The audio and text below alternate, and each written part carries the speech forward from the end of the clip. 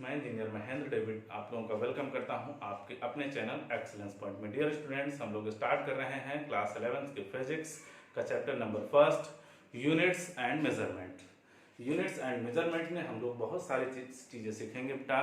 जैसे हम लोग कैसे किसी भी क्वांटिटी की यूनिट लिखते हैं, कैसे उसका डायमेंशन लिखते हैं, वगैरह वगैरह बहुत सारी चीज़ें हम और रिलेशंस बहुत सारे पढ़ेंगे। तो हम स्टार्ट करते हैं यूनिट्स एंड मेजरमेंट का टॉपिक नंबर फर्स्ट। जो हमारे पास क्या है, टॉपिक नंबर फर्स्ट हमारे पास है फिजिकल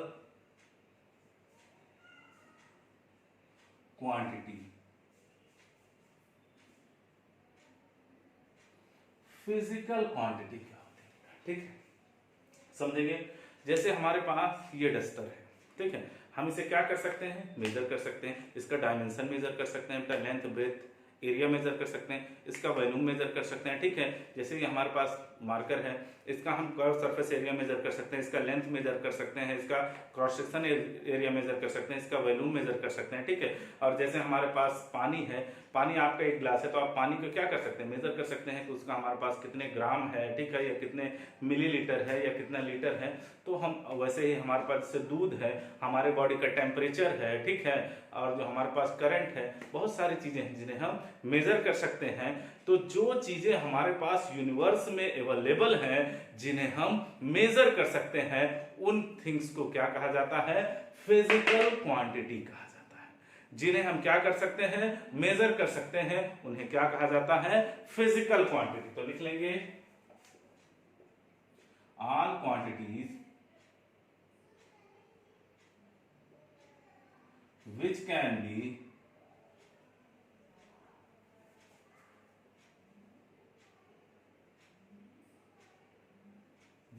be measured, ठीक है।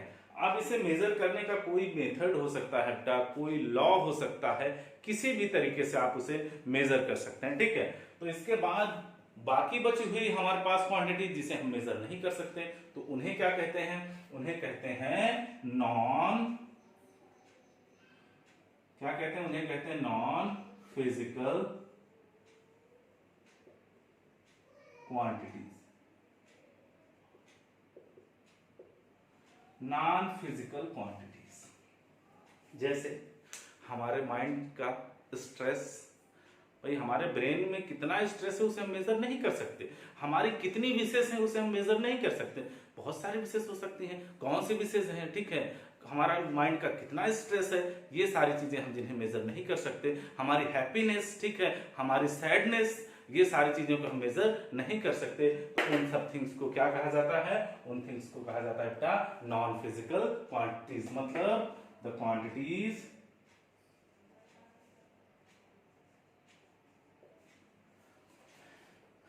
that cannot be measured, that cannot be measured, इसका अर्थ हमारे पास नॉन फिजिकल क्वांटिटी। तो अब हम बात करते हैं फिजिकल क्वांटिटी को क्या किया गया है। फिजिकल क्वांटिटी के बारे में हमको पढ़ना है इस चैप्टर में, नॉन फिजिकल क्वांटिटी के बारे में नहीं पढ़ना है। तो फिजिकल क्वांटिटी को टू पार्ट्स में डिवाइड किया गया है। नंबर फर्स्ट आपका क्या है, फंडा,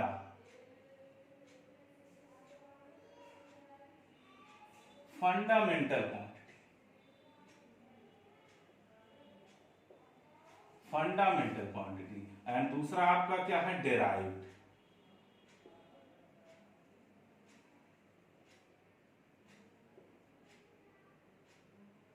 डेराइव्ड क्वांटिटीज। तो फंडामेंटल क्वांटिटीज क्या होती हैं, इसके बारे में डिटेल से बात करते हैं। पहले आप इतना नोट करें। देखिए बेटा, अब हमारे पास आता है फर्स्ट पॉइंट की बात कर रहे हैं हम, फंडामेंटल क्वांटिटीज। तो बेसिकली हमारे पास 7 फंडामेंटल क्वांटिटीज हैं, ठीक है, 7 फंडामेंटल क्वांटिटीज है।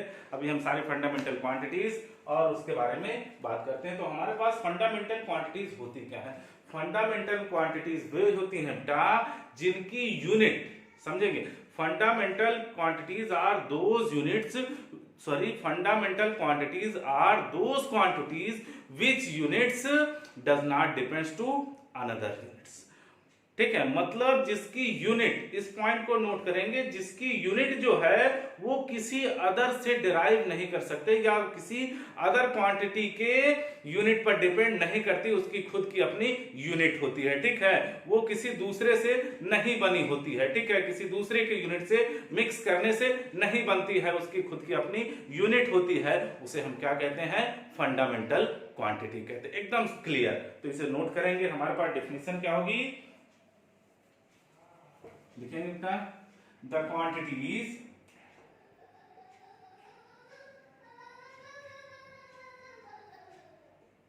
which units does not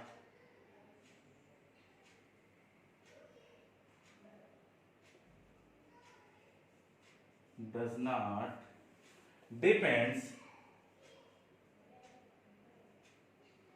to other. Clear? मतलब the quantities which unit does not depends to other, मतलब वे क्वांटिटी जिसकी यूनिट जो है बेटा वो किसी दूसरे की यूनिट पर डिपेंड नहीं करती, वो हमारे पास क्या होती है? फंडामेंटल क्वांटिटीज होती हैं। तो फंडामेंटल क्वांटिटीज 7 हमारे पास है, उसका टेबल हम आपको प्रोवाइड कर रहे हैं स्क्रीन पर, आप इसे नोट करें। देखते हैं बेटा, ये हमारे पास फंडामेंटल 7 क्वांटिटीज हैं जिसका हमारे पास टेबल है। फर्स्ट हमारे पास क्या है? फर्स्ट आपका है लेंथ, दूसरा आपका है मास, थर्ड आपका क्या है? टाइम, फोर्थ आपका टेम्परेचर, फिफ्थ आपका electric field, electric current, six आपका क्या है? Amount of substance, and seventh आपका क्या है? Luminous intensity. ठीक है, अब इसके बाद हमारे पास इसका एसआई यूनिट क्या है, ये आपको पता होना चाहिए, ये छोटी क्लास से भी आप पढ़ते आ रहे हैं। Metre, kilogram, second, kelvin, ampere, mole and candela. इसका सिंबल हमारे पास क्या है? ये हमारे पास सिंबल है। अब इसके बाद भी ये तो स्टार्टिंग में जब हमारे पास था तब हमारे पास सिर्फ 3 क्वांटिटीज फंडामेंटल क्वांटिटी थी। स्टार्टिंग में सबसे पहले 3 क्वांटिटीज को फंडामेंटल क्वांटिटी लिया गया था, लेंथ को, मास को और टाइम को, बाकी किसी को नहीं लिया गया। लेकिन जैसे जैसे हमारे पास साइंस डेवलप किया वैसे वैसे हमारे पास क्वांटिटीज का नंबर क्या होता गया? बढ़ता गया। इसके बाद भी हमारे पास 2 क्वांटिटीज हैं जिन्हें हम क्या कहते हैं? Supplementary quantities. तो इसे नोट कर लेंगे, सप्लीमेंट्री क्वांटिटीज हमारे पास 2 हैं, उसे भी हम लिख दे रहे हैं। देखेंगे सप्लीमेंट्री क्वांटिटीज हमारे पास क्या है? यहां पर फंडामेंटल क्वांटिटी के प्लेस पर हमारे पास क्या हो जाएगा? यहां पर क्या था? फंडामेंटल क्वांटिटी होना चाहिए, तो हमारे पास हो जाएगा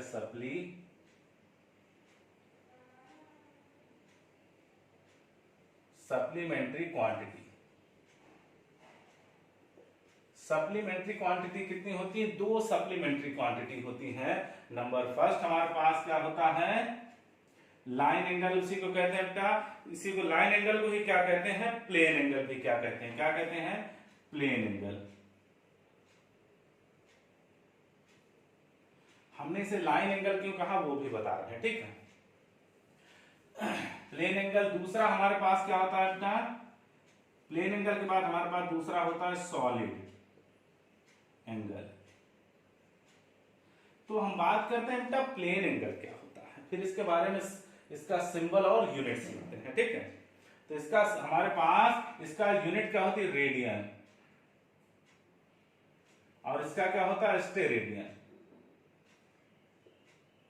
ठीक है, हमारे पास इसका एसआई यूनिट क्या होता है?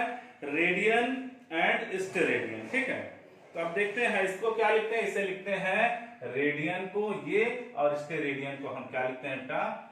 ये हमारे पास सिंबल किसका हो गया? ये हमारे पास रेडियन का हो गया। अब स्टेरेडियन का हमारे पास क्या होता है? स्टेरेडियन का हमारे पास होता है SR। इनको याद रखेंगे। अब समझिए हमारे पास एंगल होते कौन से हैं? ये प्लेन एंगल और सॉलिड एंगल, ये समझना जरूरी है। ठीक है, तो देखेंगे प्लेन एंगल हमारे पास कौन से होते हैं? जैसे हमारे पास ये प्लेन है, हमने 2 लाइन से एंगल ड्रॉ कर दिया। ठीक है, ये हमारे पास क्या हो गया? प्लेन एंगल हो गया। देखें, ये हमने ड्रॉ कर दिया, ये हमारे पास क्या हो गया? प्लेन एंगल हो गया। ठीक है, लेकिन ये तो जितनी भी बातें हो रही है प्लेन एंगल मतलब 2D की बात, ठीक है। अब सॉलिड एंगल क्या होता है, सॉलिड एंगल मतलब 3D की बात। देखें बेटा सॉलिड एंगल जैसे समझेंगे, सॉलिड एंगल क्या होता है, जैसे हमारे पास ये हमने एक स्क्वायर लिया, समझे बेटा, ठीक है, ये हमारे पास एक स्क्वायर है, ठीक है, स्क्वायर फॉर्म में है, यहां पर इसका कोई पॉइंट है, ये आप इस सबको मीट करवा दीजिए, बना कुछ ऐसे ही, ठीक, ये हमारे पास है। तो यहां पर हमारे पास जो एंगल बना है, यहां पर जो एंगल होगा वो एंगल आपका क्या होगा, वो एंगल आपका सॉलिड एंगल होता है। क्या होता है, सॉलिड एंगल होता है। देखें ये हमारे पास स्क्वायर था, पेंटागन बना सकते हैं, हेक्सागन, कुछ भी आप 3D में, मतलब हमारे पास क्या हो 3D में एंगल, जैसे यहां पर देखें आप ऐसे भी कह सकते हैं, ये देखें ये लिया हमने, ठीक है, ये बहुत सारा ऐसे आप बना सकते हैं, या आप ऐसे भी कर सकते हैं, जैसे हमने ये पेपर लिया, आप इसे ऐसे भी समझ सकते हैं। बताइए हमने एक पेपर लिया, हमने इसे क्या किया, इसे ऐसे फोल्ड कर दिया। देखें आप ऐसे भी समझ सकते हैं, ये हमने एक पेपर लिया और इसे हमने ऐसे फोल्ड किया, तो ये हमारे पास देखिए कोन बन गया, देखें कोन बन गया। तो ये कोन का हमारे पास जो अंदर का एंगल है, यहां पर देखिए ये कोन जो है, इस कोन के अंदर का ये जो एंगल है, यहां पर जो एंगल बन रहा है, ये एंगल हमारे पास क्या होता है, सॉलिड एंगल होता है। अब इसके बाद हमारे पास आता है डिराइव्ड क्वांटिटीज, ठीक है, तो ये तो हमारे पास आ गई फंडामेंटल क्वांटिटीज। अब हमारे पास पॉइंट आता है डिराइव्ड क्वांटिटीज। क्या होती है, derived quantities are those quantities which units depends on fundamental quantities. देखें सॉरी ये पेन याद करने चल रहा था, डिराइव क्वांटिटीज,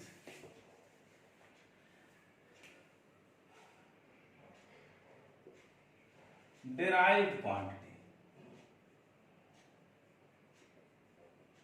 डिराइव्ड क्वांटिटीज कौन सी होती है बेटा, derived quantities are those quantities which units depends on the fundamental quantities, और हम डायरेक्ट लिख रहे हैं बेटा, derived quantities are those quantities are those quantities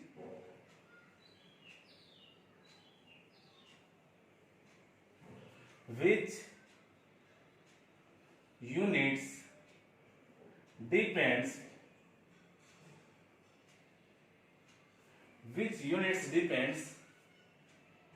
on the fundamental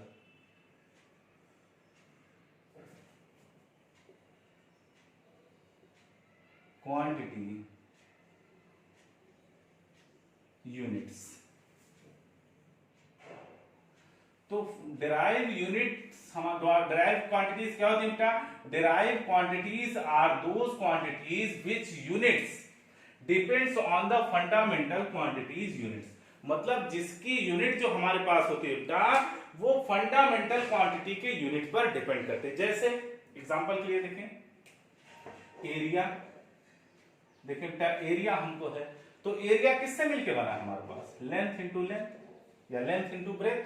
तो इसका देखें, इसका हमारे पास यूनिट क्या हो गया मीटर, और इसका यूनिट क्या हो गया मीटर। कितना आ गया हमारे पास, आया मीटर स्क्वायर। किससे मिलके बना मीटर स्क्वायर, हमारे पास मीटर से मिलके बना। मीटर हमारे पास क्या है, फंडामेंटल क्वांटिटी है। दूसरा देखें velocity, velocity displacement upon time. Displacement का हमारे पास यूनिट क्या होता है बेटा, मीटर। टाइम का यूनिट क्या होता है, सेकंड, ठीक है। तो ये हमारे पास क्या बना, मीटर पर सेकंड, या इसी को आप ऐसे लिख सकते हैं मीटर सेकंड, ठीक है। मतलब ये हमारे पास किससे मिलके बना, देखें metre fundamental quantity, second fundamental quantity, तो किससे मिलके बना हमारे पास, फंडामेंटल क्वांटिटी के यूनिट से मिलकर बन रहा है कि नहीं। तो हमारे पास क्या गया डिराइव। और एक दो लिख रहे हैं, जैसे हमारे पास एक्सेलरेशन या फोर्स, फोर्स आपका क्या होता है बेटा, एक्सेलरेशन इनटू बोलिए मास। मास हम एक्सेलरेशन का क्या होता है बेटा, एक्सेलरेशन हमारे पास होता है मीटर पर सेकंड स्क्वायर। मास हमारे पास किलोग्राम। तो देखें आपका क्या आ गया, किलोग्राम मीटर पर सेकंड स्क्वायर। तो देखें किलोग्राम किसका हमारे पास यूनिट है, फंडामेंटल क्वांटिटी का। मीटर किसका है, फंडामेंटल क्वांटिटी का। सेकंड किसका है, फंडामेंटल क्वांटिटी का। तो ये मिलकर हमारे पास क्या बना दिया, डेराइव के लिए हमारे पास आ गया। जो बनी मिक्स होकर हमारे पास जो क्वांटिटी बनी, जिसका यूनिट क्या है, मिक्स होकर बनने से हमारे पास क्या हुआ, डेराइव क्वांटिटीज हो गई। ठीक है, तो इसका नोट करें, फिर आगे बताते हैं। तो अब बात करते हैं बेटा, इसके बाद हम सिस्टम ऑफ यूनिट्स, जो हमारे पास नेक्स्ट टॉपिक आता है। ये आपको बेसिक चीजें हैं जो आपको पता होनी चाहिए। जब तक ये सारी चीजें आपको पता नहीं होगी बेटा, आपको डायमेंशन और मेजरमेंट यूनिट नहीं आएगा। ठीक है, तो देखें इसके बाद हमारे पास आता है सिस्टम ऑफ यूनिट्स।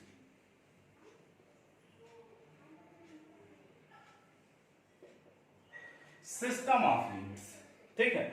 तो हमारे पास कितने, बेसिकली हमारे पास 4 सिस्टम है। कितने सिस्टम है बेटा, 4 सिस्टम हमारे पास है। फर्स्ट सिस्टम आपका क्या है, फर्स्ट सिस्टम हमारे पास है MKS सिस्टम।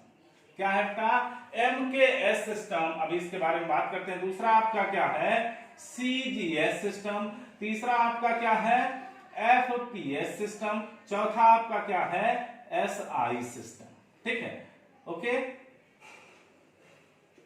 ये आपके लिए 4 सिस्टम, हम एक टेबल बना दे रहे हैं जिससे आपको ये इजी हो जाएगा। ठीक है, तो देखिए हमारे पास यहां पर हमारे पास हमने लिखा मास, यहां पर लेंथ, यहां पर टाइम।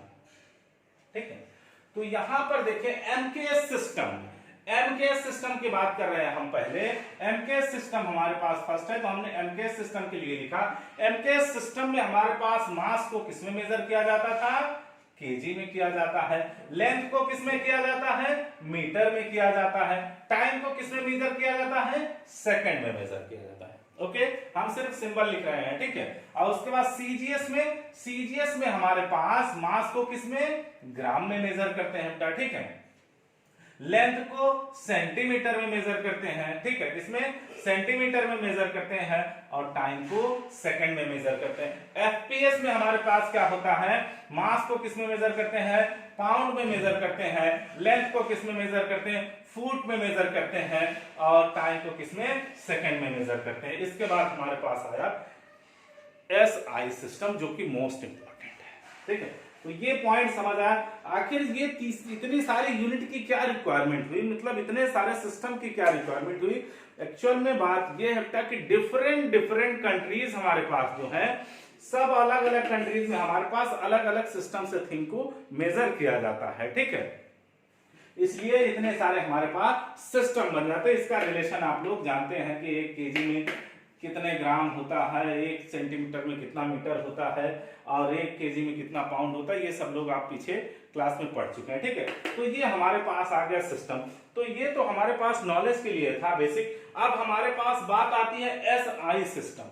जब तक ये तीनों सिस्टम थे, इन तीनों सिस्टम को जब तक हमारे पास जाना जाता था, मतलब आपका MKS, CGS एंड FPS, ये सिस्टम में सिर्फ 3 फंडामेंटल क्वांटिटी, हमने स्टार्टिंग में बताया था कि स्टार्टिंग में 3 फंडामेंटल क्वांटिटी माना गया था, मास, लेंथ एंड टाइम का। लेकिन जैसे जैसे हमारे पास रिसर्च होते गए, हमारे पास टाइम हमारे पास होता गया, हम डेवलप करते गए, साइंस डेवलप करता गया, वैसे ही हमारे पास बहुत सारी फंडामेंटल क्वांटिटीज आने लगी। ठीक है, तो उन क्वांटिटीज को पहले तो मेजर करने के लिए बहुत सारी और यूनिट बनानी चाहिए। और दूसरी प्रॉब्लम होती थी हमारे पास सिस्टम में कि जैसे अभी कोई हमारे पास यूरोप का इंडिया में आ जाए, ठीक है, या इंडिया का बांग्लादेश में चला जाए, तो वहां पर हमारे पास यूनिट्स डिफरेंट होती हैं। जैसे हम जानते हैं कि